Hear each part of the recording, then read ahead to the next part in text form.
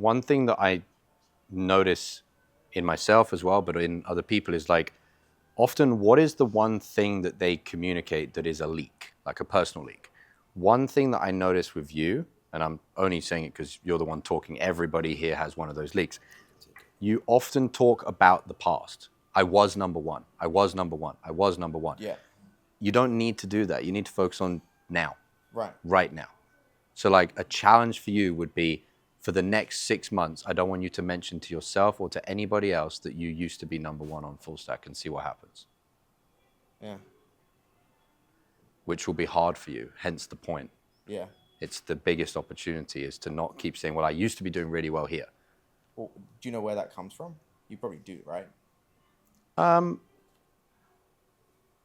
I could probably dive into it, but I don't think it really necessarily matters. What matters is that your focus and your attention is on something that happened rather than something that can happen right now. Distancing myself from what is now, right? Because that's more uncomfortable, right? Yeah. Inevitably. Yeah. Right? Like if I just go, well, this is what's now, like what you're saying, you just got to focus on, and I wrote that, like what I'm going to be doing now is doing it every quarter. I thought, fuck, I need to go in 90-day bursts and set myself a goal. I've been saying that for a year. Yeah, I know. I didn't realize. Man, I'm just... You've got it. You've got it. Yeah. You got it. I was like, fuck, I need to put that into my calendar and do that and like fucking stick to it, man. The biggest change will be, instead of looking at what... there's a phrase for it, I can't remember exactly, but like reminiscing over full stack and how great it was and how much money you used to make. Because I freaking loved it there, man. It was so good. and I did, wherever UM is, I did that for a long time of my first offer. I loved the first offer I was on. But I never locked in on the second offer until I just said, what was. Yeah. You said 75 Hard was a framework that you used and loved often when your mindset was love is war. What if, as just a joke exercise in one of your pages in your book, you wrote a new program called 75 Soft and just wrote down what your daily thing could be, where every day you choose to be more warm and more, coming from a place of love and joy? Like, what would those actions be? Like a silly one, but like, every morning I wake up, I go out the house and I smell the flowers outside. Like just something instead of I wake up, I go out and I pound the pavement, running and drinking my fucking electrolytes and whatever. Like, what would the absolute opposite of that be? I wake up, I take a, chamomile tea bag, sit outside in the fucking grass and, count the flowers, whatever. Like, as an example, but you could literally take something that served you in the past for your current belief and use that framework, but flip it upside down for the next level of consciousness that you want to be living, right? Because frameworks are good, but they're good for a specific task. Doesn't mean the framework's bad. The idea of 75 Hard is there's 75 days and you repeat blank actions every day, and then it's changed you. But it's changed you, as you said, in the direction of becoming more hard. Well, you could use that same exact framework, 75 days, a list of daily actions, rewrite it for yourself to become more attuned to a default state of love, peace, and joy. Yeah. Why do we potentially bounce from what we're currently doing to something new?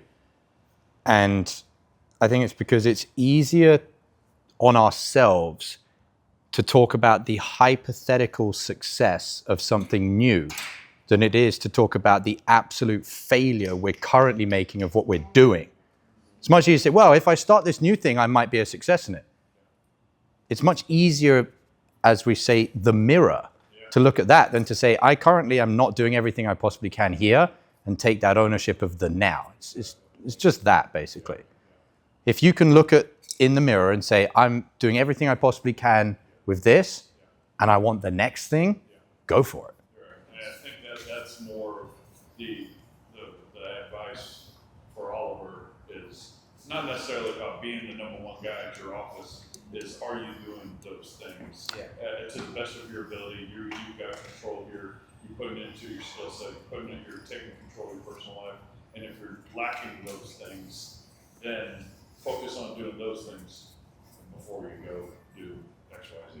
Yeah, in a nutshell, it's just truth. Yeah. which is more truthful?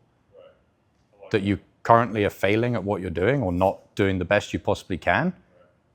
Or is it more truthful that you may be better at something? Something that caused me to think this, but it was most things I do, the decisions that I make are out of anger, and this is a big issue. Yeah. Yeah. Well, I think that pre-call checklist is so important to read it in the beginning of your day, not just before each call, because it's not just programming yourself for the call, it's programming yourself for life. Yep. Another way to look at this decision-making tree, as far as should I stay where I currently am or should I move away, and I would write this down, is am I moving towards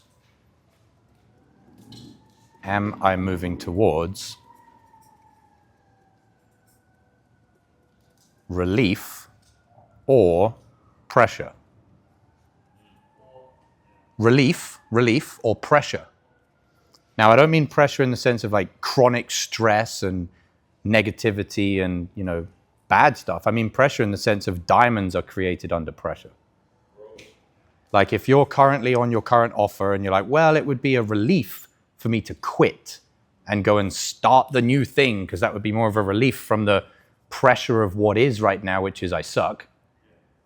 Or are you moving, and so that was going back to whoever, I think it was Christian, said, why is my philosophy, if you're going to move into business or management or whatever, you should move from a place of a peak, is because at the place of the peak, you've already unlocked the best version of yourself that will give you the best foundation for the new level of pressure at the next level of the game.